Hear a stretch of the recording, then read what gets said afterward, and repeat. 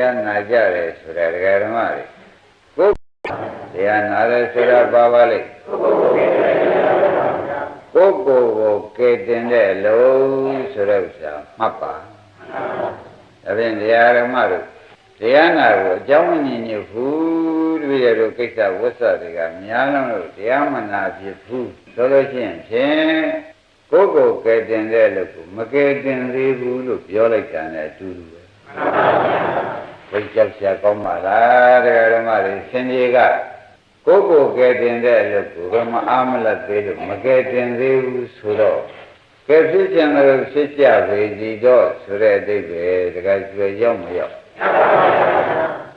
ဟောဒါဖြင့်ဘုန်းကြီးတို့ဓမ္မတွေမပါသေးဘူးလို့ဆိုရမယ်ဘယ်လိုဆိုလိုက်ပါလဲမပါသေးဘူးလို့ဆိုလိုက်ပါနော်ဘာကြောင့်မပါသေးဘူးလို့ဆိုရပါလိမ့်မလို့ဆိုတော့ကိုယ်ရည်ထဲနဲ့နေတာကိုကိလေသာရည်ထဲမှာနစ်နေတယ်ကြားလို့ရှိရင်ဖြင့်အာသဝဆိုတဲ့ဝဲတဲ့ကိုလဲရတော့မယ်ကိလေသာရည်မျောလို့ရှိရင်အာသဝရည်ထဲမှာလဲရတော့မယ်လဲပြီးဒီကလာအောက်ကံတရာရဲ့ဘယ်လေးပါမြုပ်ရတော့မယ်ဒါကိုပဲလောကီကိစ္စတွေနဲ့မအားသေးဘူးမလတ်သေးဘူးလို့ဆိုတဲ့အဓိပ္ပာယ်ကိုဒကာဓမ္မတွေကဩငါမျောနေတာဝဲရဲရောက်တော့မယ်ဝဲရဲရောက်ရင်မြုပ်ရတော့မယ်ဒါတွေကိုဒကာဓမ္မတွေကမသိတော့မအားသေးဘူးဆိုပြီးကြတာကိုယ်မျောနေတာကလည်းမကဲတင်ဝဲရောက်မှာကိုလည်းမကဲတင်မြုပ်သွားမှာကိုလည်းမကြောက်လားဆိုတော့ဒီဖြစ်ဟာဖြစ်ဆိုလို့မှတ်လိုက်စမ်းနားလည်ကြတရားနာဆိုတာဘာလို့ပါလိမ့်ကိုယ်ကဲတင်တဲ့အလုပ်ကိုဒကာဓမ္မတွေကိုယ်မှမသနာလို့မနာပြဘူးဆိုတဲ့သင်ရေလုံးမှာဒကာကျေရဥလာဘူးကိုကြောက်เสียကောင်းဆုံးအလုပ်ပဲဉာဏ်တက်ရောက်ကြအဲ့ဒါတရားနာပြင်းတိုင်းတရားထုတ်ပြင်းတိုင်းပုဂ္ဂိုလ်ကမျောနေတယ်ကိလေသာရည်တယ်တော့ကြအာသဝဆိုတဲ့အဝိဇ္ဇာသောဒိဋ္ဌာသောအဝိဇ္ဇာသောဆိုတဲ့တရားဓမ္မတွေသစ္စာမသိဘူးဒိဋ္ဌာသောဆိုတာငါ့ကိုငါချင်းမှုကာမသောဆိုတာဘုံဘဝတွေဆူတောင်းပြီးကိုယ်ဘဝတွေကိုသားရနေတာကလည်းဒါဝဲလှဲ့နေတာဘဝသောဆိုတာလည်းဘာတွေလူညာတွေလူပြီးဘဝတွေဆူတောင်းနေလိုက်တာအသေးတောင်းတာအဲ့ဒီဘဝတွေဒကာဓမ္မတွေဒီဝဲလှဲ့ပြီးဒီကလာနေတာလေမြုပ်မလို့လှဲ့နေတာကိုဒကာဓမ္မတွေကတရားမနာတော့မျောခြင်းသလိုမျောလှဲ့ခြင်းသလိုလှဲ့မြုပ်ခြင်းသလိုမြုပ်နေပေစီတော့ကိုမတနာလို့ဥပ္ပခါထားလိုက်တာနဲ့တူလိုက်တာဘာနဲ့တူပါလဲဟောခင်ဗျားတို့မသိလို့ခေါ်ပြောနေရတယ်ဖြစ်စဉ်ကတော့ဝိလာဘူးတို့ဒကာကျဲတို့ဒကာသစ်တို့ဒီတိုင်းပဲမသိလို့ကခေါ်ပြောနေရရိပ်မိဒါဖြင့်ဒကာဓမ္မတို့တရားနာပြင်းတဲ့ပုဂ္ဂိုလ်တရားထုတ်ပြင်းတဲ့ပုဂ္ဂိုလ်ဟာမျောခြင်းသလိုမျောလှဲ့ခြင်းသလိုလှဲ့မြုပ်ခြင်းသလိုမြုပ်တဲ့အလုပ်ကြီးကိုပြစ်ထားလိုက်ဘုရုပြစ်ထားလိုက်ကိုပြစ်ထားတယ်ဆိုတော့ဓမ္မတို့ခင်ဗျားတို့ရောင်းတာဝယ်တာကိုမြတ်တန်စမ်းတာကိုဘုန်းကြီးများကမကြည့်ညို့လို့မရသေးခြင်းလို့ဒီလိုပြောတယ်မထင်နဲ့တဲ့ဝဲထဲမှာလှဲ့နေလို့မြုပ်သွားမှာဆိုရင်တို့ဓမ္မတို့ဉာဏ်လေးပြန်လှည့်ပါဦးခန္ဓာညာရောက်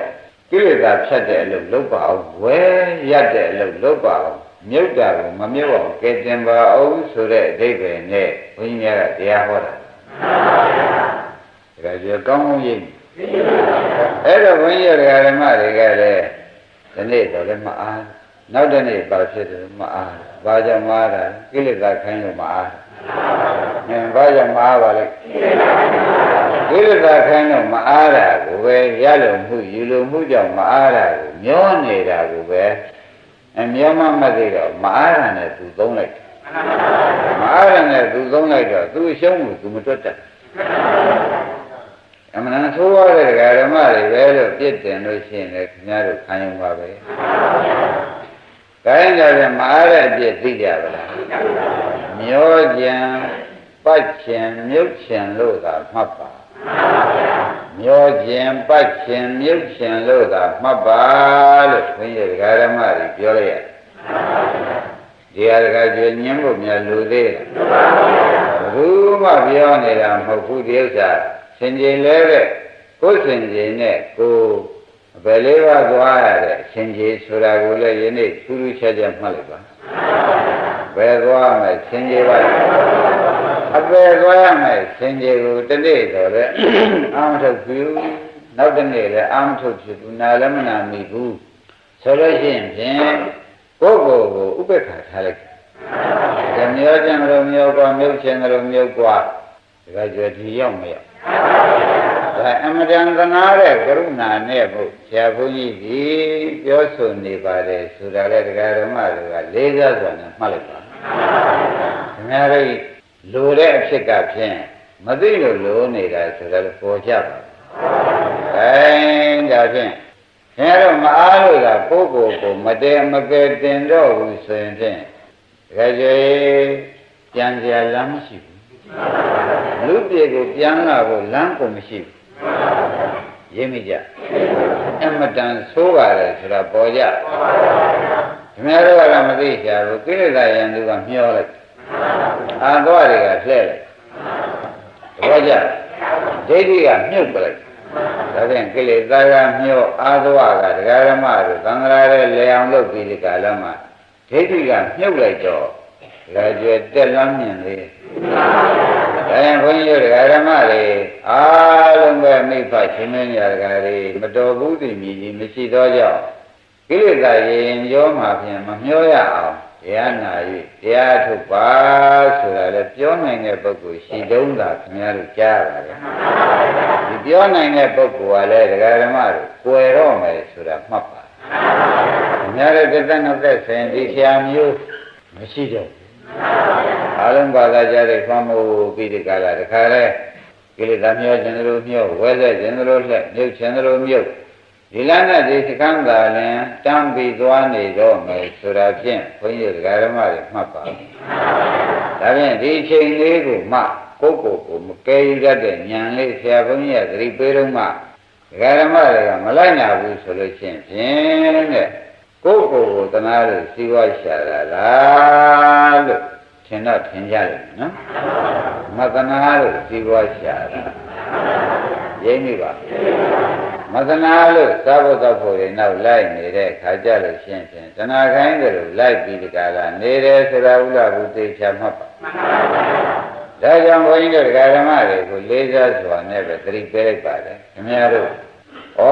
နောက်မှာမှားခဲ့ပြီဆိုတော့ဥပေကြီးသင့်တော့ဥပေကြီးသင့်လာတော့နာဘေကြီးသင့်လာတော့ဩလက်ကင်မရှိတော့ပါလားမျက်နှာလုံးတွေလာတော့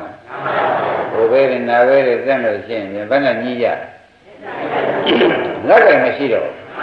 ဒါပြန်လက်ကင်မရှိတဲ့ပုဂ္ဂိုလ်ဒုတိယဉာဏ်လက်ကင်မရှိတဲ့ပုဂ္ဂိုလ်ဒုတိယပါဖြင့်ကံကံစီမံတယ်လို့ပဲခံရရုံပဲရှိတော့တယ်ဆိုတော့ကံကရာပဲသွားကြောင်းကံတွေကများများဖြစ်ပြီးဒီကလာနေတော့ဘုန်းကြီးတို့ဓမ္မတွေမှာသူစီမံရလိုက်ဒါကြောင့်ဆရာဘုန်းကြီးယနေ့တရားဟောနေတာဉာဏ်စီမံရလိုက်ကြပါဆိုဘယ်လိုဟောပါဉာဏ်စီမံရလိုက်ကြပါလို့ဘုရားဘုရားတက်တို့ပြောနေအဲ့ဒါခင်ဗျားတို့နားလည်ထားတာကလည်းထဲလိုက်တဲ့ဖြစ်ချင်းဟိုကိုယ်ကံတွေပြုထားတာရှိတာပဲဆိုတော့ကံက30ပုံထဲမှာသာသူလက်ပြီးကြတာဥဝိနာပဲသေသေးတွေကပေးမှာဉာဏ်ကတော့ဥဝိနာပဲသေသေးဖြတ်ပြီးကြတာမဝေယမနာယမသေးရဖြစ်တဲ့နိဗ္ဗာန်ပို့အဲ့တော့ခင်ဗျားတို့ကကံစီမံရလိုက်မယ်ဆိုတာဒီကားလို့ဆိုလို့ရှိရင်ဖြင့်တဲ့ခင်ဗျားတို့အာဟုမှုအလွဲတစ်ခုပဲကံစီမံရလိုက်ကြပြီအာဟုမှုအလွဲတစ်ခုလို့မှတ်လိုက်ချင်ဒါကဆရာစက်နဲ့တွေ့လို့ဆရာမှန်နဲ့တွေ့လို့ဩတရားဓမ္မတို့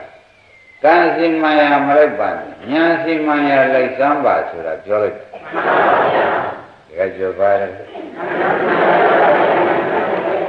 ကံစီမံရမလိုက်ပါနဲ့ဉာဏ်စီမံရလိုက်ကြစမ်းပါဆိုတဲ့ဥစ္စာဖြင့်အထူးတိုက်တွန်းပါ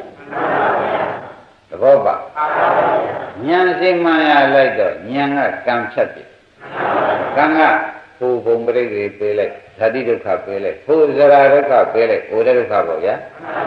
ဟိုဘုံနာဝဒုက္ခပေးလိုက်ဟိုဘုံသေးတဲ့ဒုက္ခကြီးပေးလိုက်ဆိုတာဒါဝိပဿတိခင်ရတော့ဆိုတာဒကာသစ်တို့ရိပ်ပြီအခုပါလိမ့်မယ်အဒါပြန်ကံဒီဥပင်းနာပဲသေဘေးကိုဒါသူပေးလိုက်ဉာဏ်ကဥဘေးကိုဖြတ်နာဘေးကိုဖြတ်သေဘေးကိုဖြတ်ပြီးတကလားဩနာသေးလွတ်တဲ့နေရာပို့သဘောပါဒါပြန်ဘုရုစိမန်ရလိုက်တယ်ပါလိမ့်ဗျာသင်္ဇန်သာသနာထောင်ရပါဒကာဓမ္မတို့အမှန်တန်ကြားရခဲ့တယ်ဆိုတဲ့စကားတကားကြွယ်မှတ်မိပြီခင်ဗျားတို့ကံပဲကံဖြစ်ကြတယ်လို့ခိုင်းရမှာပဲကိုယ်ကကံကောင်းလို့ထားလို့ရှိရင်လေနောက်အကောင်းဖြစ်ဖို့ပဲကိုယ်ကကံမွဲလို့ထားလို့ရှိရင်နောက်မွဲဖြစ်ဖို့ပဲကံညံ့လို့ထားလို့ရှိရင်နောက်ညံ့လို့အညံ့ဖြစ်ဖို့ပဲဆိုပြီးဒီကတည်းကဒီနေရာဘုဒ္ဓံထိုင်ချတယ်ဩသူစီမံယာမှတပါးကံစီမံယာမှတပါးဉာဏ်စီမံယာများရှိသေးသလားဆိုတာမောမမကြည့်မအောင်ဖြစ်နေကြရှင်းပါဒါဖြင့်ခင်ဗျားတို့သေသေးချာချာတွေ့ပါယနေ့တရားဒီဘုန်းကြီးစဟောတဲ့နေ့တိုင်းလည်းဆက်ပြီးဟောမှာပါပဲအဲ့တော့ဒကာဓမ္မတို့ဘုရားလိုက်ကြမှာလေဉာဏ်စီမံရလိုက်ရမယ်ဆိုတော့ဉာဏ်ဒီကားလို့ဆိုရင်ရှင်းသမာဓိဋ္ဌိပါပဲဒကာကျော်သမာဓိဋ္ဌိကောင်းဆောင်တဲ့စီလိုက်နော်ဒကာသစ်တို့ဘာလိုက်ကြသမာဓိဋ္ဌိကောင်းဆောင်တဲ့စီလိုက်ရလိမ့်မယ်ဆိုတာသိကြကြသူကတော့ဘယ်ကိုပို့လို့ဆောင်လေးယူလေးရှိပါလိမ့်မလဲလို့မေးတဲ့အခါကျတော့မှဩမအိုမသေးအမြဲနေတဲ့နိဗ္ဗာန်ပို့လို့ဆောင်လေးယူလေးရှိတယ်ဆိုတာဘုန်းကြီးဓမ္မတွေလေးစားစွာနဲ့မှတ်လိုက်ဒါဖြင့်ယနေ့ကစပြီးဒီကာလကံလို့ကြောင့်တန္တရာထဲမှာမျိုးမျိုးရှင်းနေကြရတယ်ညာလို့ပြောင်းပြီးဒီကာလစီစဉ်အောင်မှာပဲဆိုတဲ့ဥစ္စာဖြင့်ယနေ့ဒကာဓမ္မတွေကဆုံးဖြတ်ချက်ချရတယ်ဒီနေ့ဘာဆုံးဖြတ်ချက်ချရညာလို့ကိုဆုံးဖြတ်ချက်ချညာစီမံရလိုက်ပါတော့မယ်ဆိုတဲ့ဥစ္စာဒကာသစ်ဆုံးဖြတ်ချက်ချကောင်းပြီဒါဖြင့်ကံဒီကိလေသာဖြတ်သလားညာဒီကိလေသာဖြတ်သလားဆိုတာလည်းဒကာကျော်ကဝေဖန်ဘူးဘာကြလဲကံဒီအာသောကိုဖြတ်သလားဉာဏ်ဒီအာသောကိုဖြတ်သလားဒါဖြင့်ဘုန်းကြီးတို့ဓမ္မတွေကိုအကုထားတာဖြင့်မကိုးတဲ့ခုတော့မဆိုလိုက်ပါဘူးတို့တော့အစ်စ်မရောက်ဘူးပေါ်ကြအစ်စ်ရောက်ပါကံစီမံရလိုက်တော့မယ်ဆိုလို့ရှိရင်ဖြင့်တဲ့ဥပ္ပနာပဲသိပြီးတွေ့ရဉာဏ်စိမှန်ရလိုက်တော့မယ်ဆိုတော့ဥပ္ပနာပဲသိပြီးမှလူရဲရဧကံပါပဲရှင်းကြဒါရင်ဘယ်နောက်လိုက်ကြမလဲဒါဖြင့်ယနေ့ကစပြီးခင်ဗျားတို့စကလုံးနဲ့ပြောင်းလိုက်ပါကောင်းလက်ကံဆိုးလက်ကံပဲလို့ဆိုတဲ့ဥစ္စာဒီကားလို့ဆိုလို့ရှိရင်ဉာဏ်စကားနားမလည်တဲ့ပုဂ္ဂိုလ်ကြီးအပြော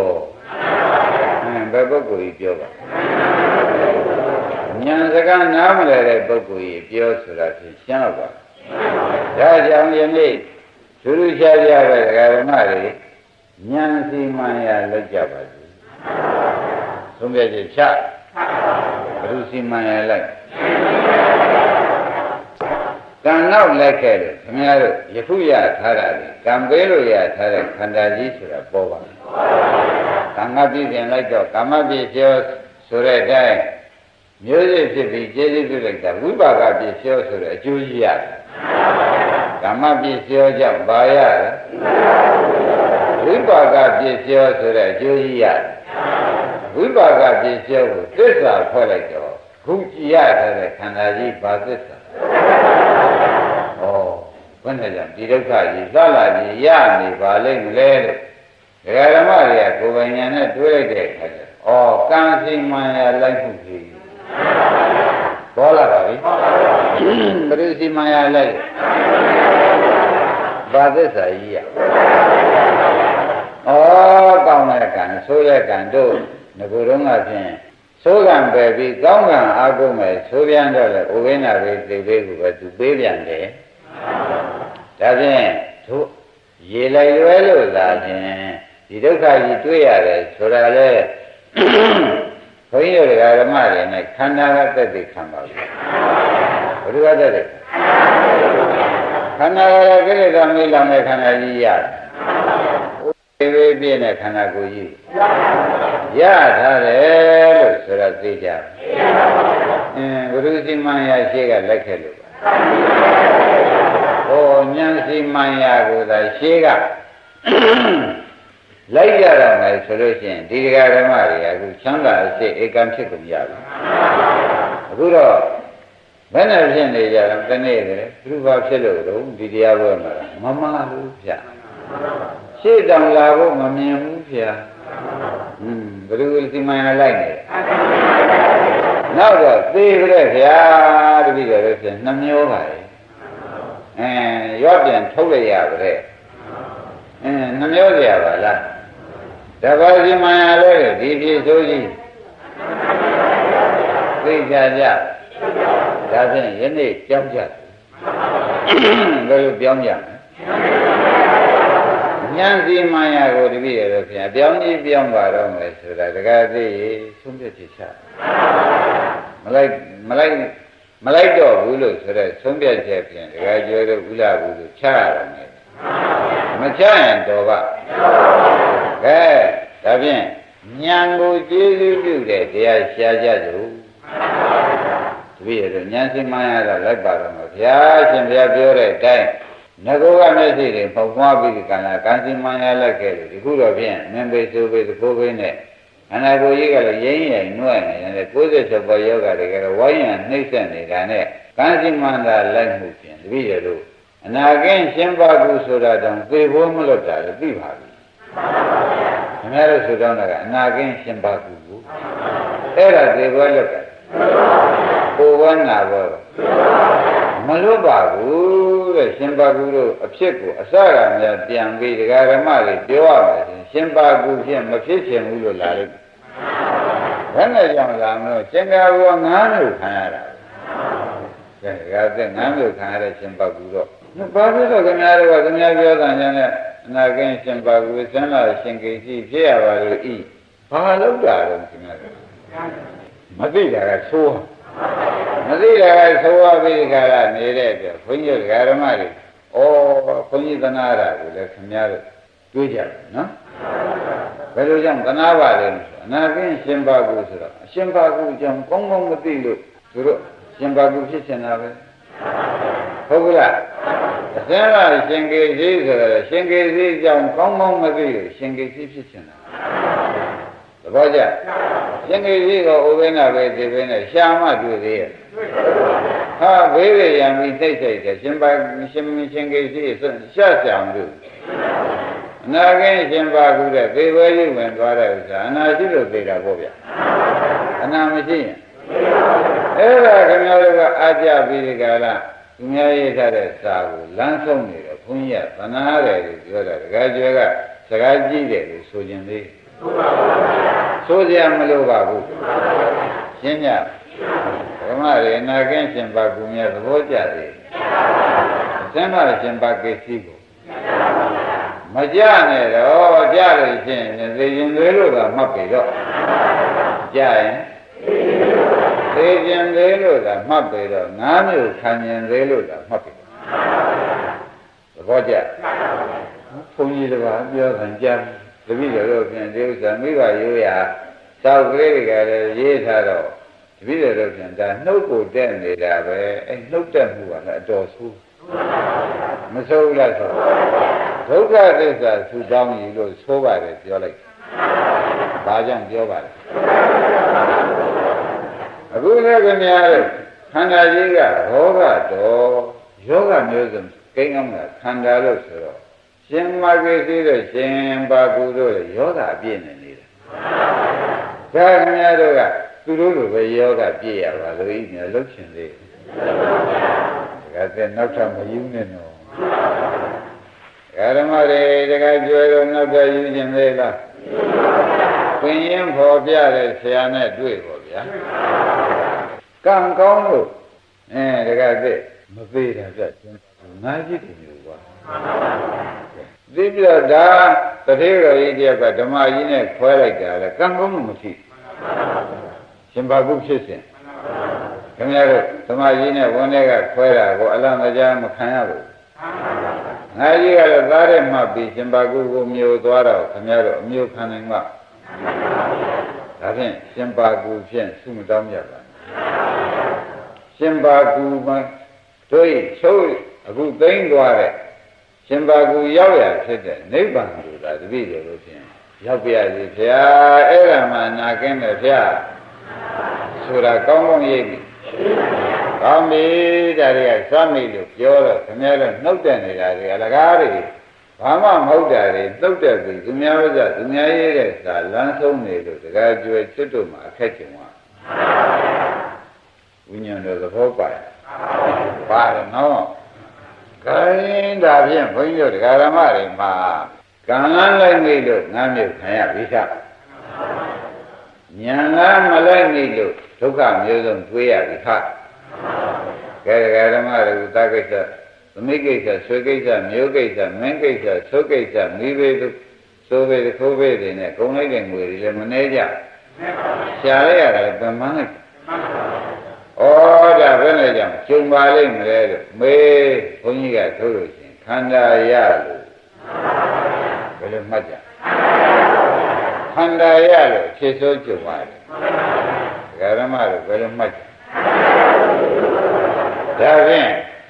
ခန္ဓာဆိုတာဒီကားလို့ရှင်ဇာတိဗရမရဏတွေသဗ္ဗဝါပဖြစ်လေတော့ကြောင့်ခန္ဓာဘယ်ခန္ဓာစုတောင်းလို့ရှိရင်ဖြင့်ဇာတိမိလောင်ပါလို့ဇရာမိလောင်ပါလို့မရဏမိကြီးလောင်ပြီးဒီကာလရွာပြန်ထိုးရပါလို့ဒါခန္ဓာစုတောင်းတဲ့ပုဂ္ဂိုလ်ဒါပဲလားဒါပြန်ပါရသေးအဲ့ဓာတွေကိုဉာဏ်နဲ့အဆုံးကြည့်အောင်ကြည့်လိုက်တော့မှသစ္စာဉာဏ်နဲ့အဆုံးကြည့်လိုက်တဲ့အခါကျတော့မှဘုန်းကြီးတွေဓမ္မတွေအလွဲကဖြင့်တန်းကုန်ခဲ့ပေါ့ကိုယ့်ဟာကိုယ်သွားပြီအလွဲတန်းကုန်ပြီလို့ကိုယ့်ဟာကိုယ်သွားပြီတယ်ဆိုတာကရိပ်မိဒါကြောင့်ဘုန်းကြီးတွေဓမ္မတွေဒီခင်ဗျားတို့ယခုနေတဲ့အနေလေးဟာဘာမှမဟုတ်သေးဘူးဆိုတာကိုလည်းတခါကြွမှတ်လိုက်စမ်းကိုယ်ပဲတော့မရှောင်နိုင်ဘူးနော်နာဘေးကိုသေဘေးကိုဟောမရှောင်နိုင်တဲ့အထဲမှာပဲနောက်တစ်ခါမရှောင်နိုင်တဲ့ပစ္စည်းမျိုးရပါလို့ရှင်ဖြင့်နှခါမိုက်ကြတော့မယ်ဘယ်လိုဆိုကြယခုခန္ဓာကြီးမှာလက်ဆက်ကမတတ်ရသေးဘူးဒုက္ခဘဝရဲ့နှွဲလို့မရှိသေးတယ်နောက်ခန္ဓာဒုက္ခသစ္စာကြီးကိုလူမင်းချမ်းသာနမင်းချမ်းသာလို့သူများကချမ်းသာလိုက်ချမ်းသာကောက်ကိုဒကာဓမ္မတွေကပြောကံရားနဲ့ရမ်းကြိုက်နေတဲ့တွေ့တဲ့ဆင်းရဲပဲပြန်ရကြအောင်